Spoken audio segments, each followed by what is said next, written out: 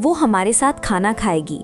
मेरी 12 साला बेटी एक अजनबी लड़की को घसीट कर हमारे बावर्ची खाने में ले आई, मुझसे उसे खाना खिलाने का मुतालबा किया और एक ऐसा राज फाश किया जिसने मेरी पूरी दुनिया हिलाकर रख दी। मैंने कढ़ाई में भुनते हुए सिर्फ आधा किलो कीमे की तरफ देखा। ये $8 का आया था। मेरा इरादा था कि इसे 4 लोगों के लिए टाकोज में पूरा करूंगी। अब हम 5 लोग थे। एमा ने कहा, अम्मी ये ज़ोई है। उसके लहजे में दरख्वास्त नहीं थी, बल्कि वो मुझे एतराज़ करने का चैलेंज दे रही थी।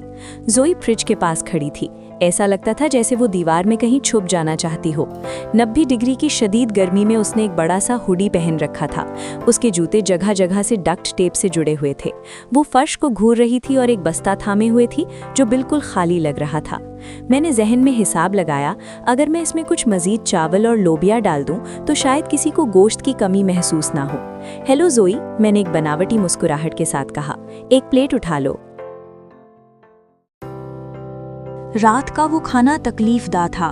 खामोशी इतनी गहरी थी कि चुभ रही थी। मेरे शौहर ने ज़ोई से स्कूल के बारे में पूछा। ठीक है मिस्टर, बस एक लफ्ज़ी जवाब। फिर उसके वालिदैन के बारे में पूछा। वो काम पर हैं। वो इस तरह खा रही थी जैसे कोई भूखा जानवर खाने के आदाब बरकरार रखने की कोशिश कर रहा हो। छोटे छोटे लुक़मे और तेज़ी से चबाना।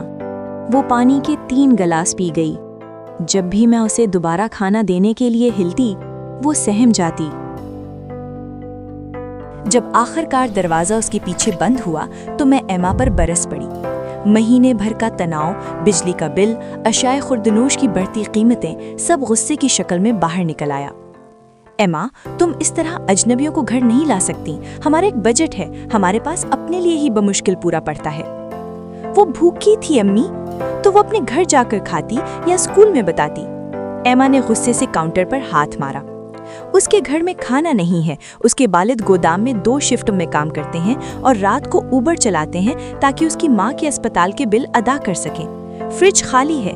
पिछले हफ्ते उनकी बिजली कट गई थी। मैं साकित रह गई। तुम्हें ये सब कैसे मालूम? क्योंकि आज वो जिम क्लास में बेहोश हो गई थी। नर्स ने उसे जूस का एक डब्बा दिया और कहा कि नाश्ता अच्छा किया करो, लेकिन उसके पास नाश्ता नहीं होता। उसके पास रात का खाना नहीं होता।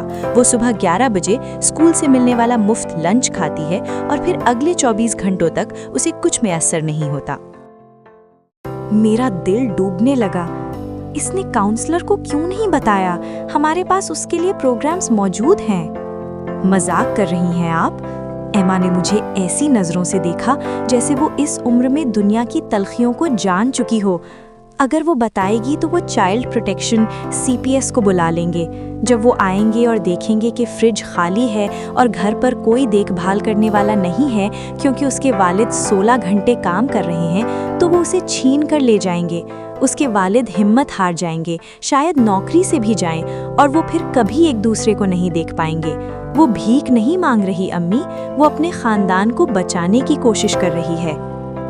मैं किचन की स्टूल पर बैठ गई। गुस्सा गायब हो गया और उसकी जगह एक ठंडी बोझल शर्मिंदगी ने ले ली।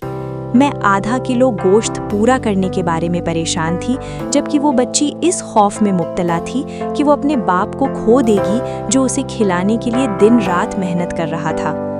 मैंने सरगोशी में कहा, इसे दोबारा लेकर आना, कल, हर रोज, जब तक मैं मना न करूं। ज़ोई अगले दिन आई और उससे अगले दिन भी।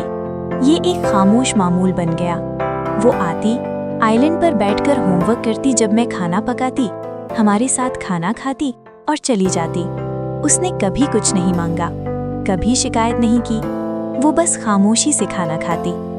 हमने इस बारे में कभी बात नहीं की। अमेरिका में गुर्बत एक शर्मनाक राज है। आप इसे तस्लीम नहीं करते, चाहे वो आपके खाने की मेज पर ही क्यों ना बैठी हो। आप बस खामोशी से खाना आगे बढ़ा देते हैं। 3 साल बाद मईशत फिर बदल गई। पेट्रोल महंगा हो गया, किराए बढ़ गए। हम सब दबाव महसूस कर रहे थे, लेकिन वो एक जायद प्लेट वहीं रही। हाई स्कूल की ग्रेजुएशन की रात ज़ोई हमारे लिविंग रूम में अपनी कैप और गाउन पहने खड़ी थी। वो अपनी क्लास में अव्वल आई थी। उसे स्टेट यूनिवर्सिटी के लिए मुकम्मल स्कॉलरशिप मिल चुकी थी। वो एक इंजीनियर बनने जा रही थी। उसने मुझे एक कार्ड दिया اس کے اندر اس کی اور اس کے والد کی تصویر تھی، ایک ایسا شخص جسے میں نے صرف دور سے دیکھا تھا جب وہ اپنی پرانی گاڑی میں اسے لینے آتا تھا۔ اس نے کانپتے ہوئے آواز میں کہا، میں جانتی ہوں میں زیادہ بات نہیں کرتی تھی، مجھے ڈر تھا کہ اگر میں نے کچھ غلط کہہ دیا تو آپ کو احساس ہو جائے گا کہ میں آپ پر بوجھ ہوں اور آپ مجھے کھانا دینا بند کر دیں گی۔ زوئی، تم کبھی بوجھ نہیں تھی۔ اس کی آنکھوں سے آنسو نکل پڑے۔ آپ نے مجھے 800 بار رات کا کھانا کھلایا، آپ نے حکام کو فون نہیں کیا، آپ نے میرے والد کے بارے میں کوئی رائے نہیں قائم کی، آپ نے بس اس بات کا خیال رکھا کہ میں اتنی طاقتور رہوں کہ پڑھ سکوں۔ آپ نے ہمیں بچا لیا، آپ کی وجہ سے ہم آج بھی ایک خاندان ہیں۔ میں پھوٹ پھوٹ کر رو پڑی۔ میں نے کسی کو نہیں بچایا تھا، میں نے تو بس تھوڑا سا پاستا زیادہ ابال لیا تھا، میں نے تو بس سوپ میں تھوڑا پانی اور ڈال دیا تھا۔ لیکن یہی بات اہم ہے، ہم خود انحصاری پر فخر کرتے ہیں، لوگوں سے کہتے ہیں کہ اپنے حالات خود بدلو، لیکن آپ تب تک کھڑے نہیں ہو سکتے جب تک آپ کے جسم میں جان نہ ہو۔ بچوں کے دوستوں کو غور سے دیکھیں، وہ جو خاموش رہتا ہے، وہ جو گرمی میں بھی ہوڈی پہنتا ہے، وہ جو کبھی نہیں بتاتا کہ اس نے کل رات کھانے میں کیا کھایا تھا۔ وہ کسی مسیحا کی تلاش میں نہیں ہے، وہ کسی سرکاری پروگرام کی تلاش میں نہیں ہے کہ ان کی دنیا اجاڑ دے، وہ صرف بھوکے ہیں۔ ایک زائد پلیٹ تیار رکھیں، سوال مت پوچھیں، بس اسے بھر دیں۔